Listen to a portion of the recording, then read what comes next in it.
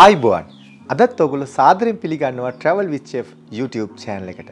ඔන්න අදත් මම රෙසිපි එකක් කරන් ආවා. ඒක ඔයගොල්ලෝ හැමෝම දන්නෝ මේකක් තමයි.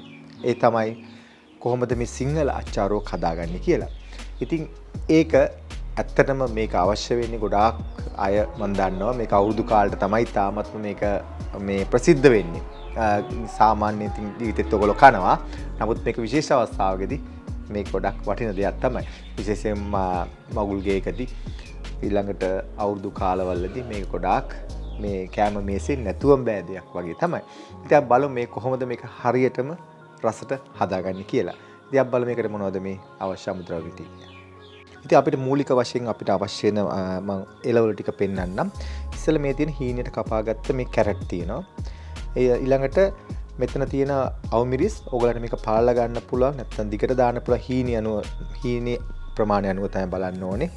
නැට්ට පිටින් තියන්නත් පුළුවන්. නමුත් මම මේ වත්තෙන් කඩාගත්ත නිසා මම මේ නැට්ට පිටින් ටිකක් තිබ්බා. ඒතත් මෙහි තියෙන අවමිරිස් జాතියක් හීනේ එකක්. එනිසා කොච්චි වලට සමාන එකක්.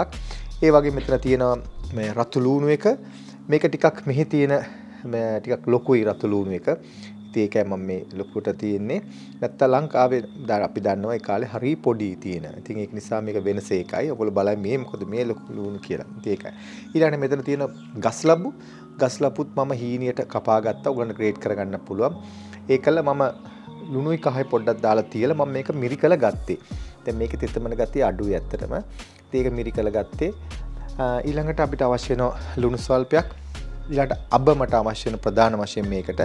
ඒ අබ නිසා මම කරේ මේකට දැන් මම අබ ටිකක් පෙඟෙන්න මම විනාගිරි පොඩ්ඩක් දාලා තියෙන්නේ. ඉතින් මම විනාගිරියේදී මම මෙතනදී ගත්තේ පොල් විනාගිරියත් නෙවෙයි. මම මෙහි විදේශ රටක ඉන්න නිසා මම මේකට පාවිච්චි කරන්නේ මේ ඇපල් විනිගර් එක. ඉතින් ඔයගොල්ලෝ මේ විදේශ රටේ ඉන්න අය දන්නවා මේ ඇපල් විනිගර් එක. ඒක තමයි මම මේක පාවිච්චි කරේ. ඊළඟට මේ ඔයගොල්ලන්ට පේන ඇති මෙතන මේ විනිගර් දැන් මෙතන තියෙනවා. මොකද මට එළවලු ටික තඹ ගන්න ඕන නිසා ඒක මම තියාගෙන ඉන්නේ මෙතන. ඊළඟට ඉඟුරු පේස්ට් එක මම ගත්තා. ඊළඟට කහ මේක මේ ඔයගලන්ට පේන ඇති අමු කහ එක. ඒන් ස්වල්පයක්. ඊළඟට සුදුරුණු තියෙනවා. කුරුඳු පොතු තියෙනවා. ඊටෙන් ගම්මිරිස්සට කීපයක් තියෙනවා. ඉතින් මේ ටික තමයි ප්‍රධාන වශයෙන් මේ අවශ්‍ය වෙන්නේ. නමුත් ඕගලන්ට බලන්න ඇති එක දෙයක් මෙතන මිසින් ඒක නැතුව බෑ වගේම තමයි. ඊළඟට මේකට අවශ්‍ය තමයි මුරුංගවල ගහේ පොත්ත. අනේ ඇත්තටම මුරුංග හොයාගන්න පුළුවන් මට මුරුංග කොළ හොයාගන්න පුළුවන් පොතු නම් හොයාගන්න විදියක් නැහැ. මතක තියාගන්න මේ ඔයගොල්ලෝ බලයි මේ සිංහල අච්චාරුවක් හරියට හදනකොට කෝ ඒක මුරුංග පොතු කියලා. ඉතින් ඒ ගැන ඔයගොල්ලෝ මම දැනුවත් කරන්නේ මුලින් මේකයි. එහෙම හොයාගත්ත කෙනෙක් එහෙම තියෙනවා නම් ඔයගොල්ලෝ ලංකාවේ ඉන්නවා නම් ඒක මේ පේස්ට් එකත් එක්කම දාලා අඹරා ගන්න. ඉතින් අපි බලමු මේක දැන් හදාගන්නේ කොහොමද කියලා. ඉතින් මම මුලින්ම ගම්මිරිස් ටික දැම්මා, කුරුඳු පොතු ටික දැම්මා. මොකද ඒ ටික ඉක්මනට මේ හොඳට කෙටෙන්න ඕන නිසා ඒ ටික මේ විදිහට මම කොටා ගන්නවා. ඉතින් මම විනාගිරියෙන් පෙඟෙන්න තීච්ච මේ අබ ටික මම මේ විදිහට එකතු කරනවා. මතක තියාගන්න ඒකේ ඇඟේ ඉහා ගන්න එපා මේ බ්ලෙන්ඩ් කරද්දී. ඇත්තටම ඉතින් මේකෙම කරන්න ඕනේ. ඔයගොල්ලන්ගේ බ්ලෙන්ඩර් තියෙනවා. බ්ලෙන්ඩර් එකේ කරන්න පුළුවන්. නමුත් මම මේ කාගෙත් පහසුර තමයි මම මේ විදිහට කරන්නේ. මොකද හැමෝටම බ්ලෙන්ඩර් නැහැනේ. ඉතින් මේකත් මේ විදිහට බ්ලෙන්ඩ් කරගන්න. මේකේ වතුර ගතිය එන්න පුළුවන්. ඒක නිසා පරිස්සමෙන් මේක බ්ලෙන්ඩ් කරගන්න ඕනේ. මේ විදිහට තලා ගන්න. ඉතින් මම මේ ඉඟුරු ස්වල්ප ඔක්කොම දැම්ම මේකට. ඊළඟට මම ලුණු ස්වල්පයකුත් මේකට එකතු කරනවා. ඒකල්ලා මේක හොඳට මම දැන් පේස්ට් එකක් වගේ මම මේක හදා ගන්නවා.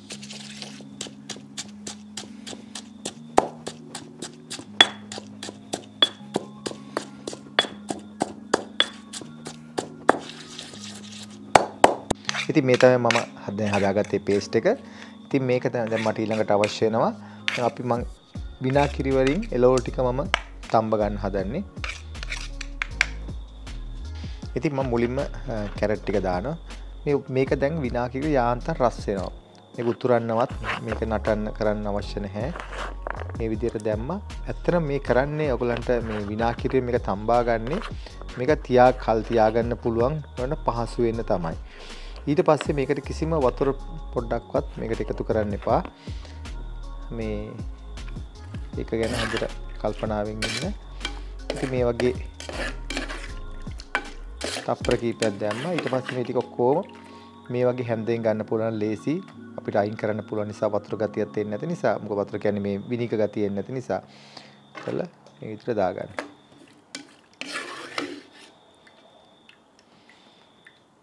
ඉතින් මේ වගේ මේ තියෙන ලුණු අවුමිරිස් ටික කැරට් ටික මේ විදිහට යාන්තම් තම්බා ගන්න. එච්චරයි මේ කරන්න තියෙන්නේ. ඊළඟට අපි විශේෂයෙන් ලුණු ඉක්මනින්ම දාපු ගාම ඔය ගන්න. මොකද නැත්තම් මේකේ පාට වෙනස් වෙනවා. මේක ලස්සන පාට තියෙන්නේ. ඒක නිසා මේක ඉක්මනට විනාකිරි වල තැම්බිලා නිසා පාට වෙනස් වෙනවා. එච්චරයි මේකේ වෙන්නේ. අයින් කරා. ඉතින් මේ වගේ ඉතුරු ටිකත් කරගන්න. ඉතින් නැවත වතාවත් මම මේ එළවලු ටික ලුණු ටික තඹගත්ත විනාකිරි අයින් කරා. මේ ඊළඟට මම තව විනාකිරිට පොඩ්ඩක් මේකට එකතු කරනවා. ගොඩාක් නෙවෙයි බොහොම ස්වල්පයක්. ඒකතු කළා. ඒක රත් වෙනකොට මම දැන් එකතු කරනවා මම හදාගත්ත මේ පේස්ට් එක. ඉතින් පේස්ට් එක එකතු කරලා දැන් මේ වගේ එකතු කරනවා.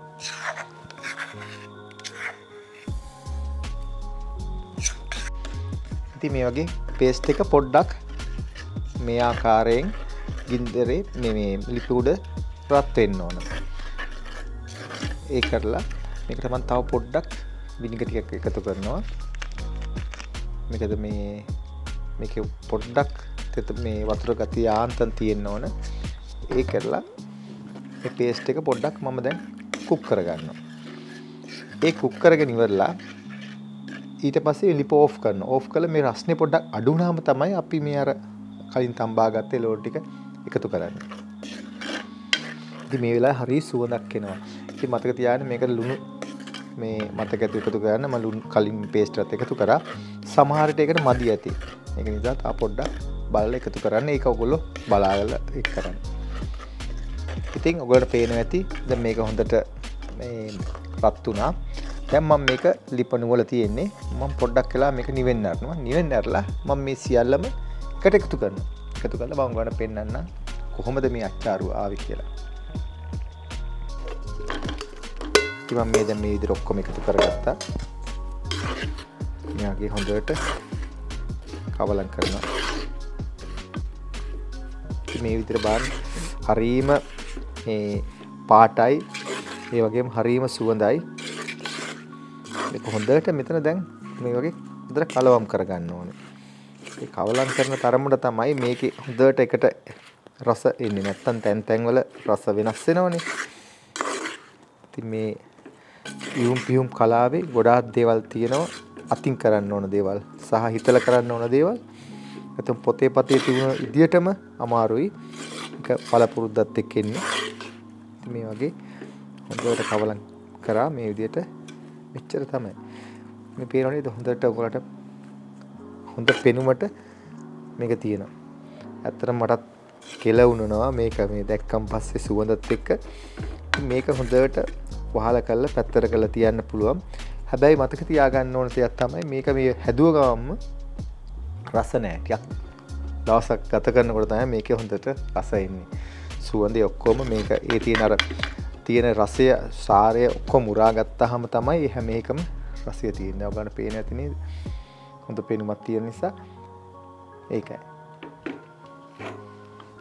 ඉතින් ඔන්න ඔයගොල්ලන්ට අද ඉගෙන ගත්ත කොහොමද මේ සිංහල අච්චාරු කරන්න කියලා. ඉතින් හරිම ලේසි. ඔයගොල්ලෝ හදන්න.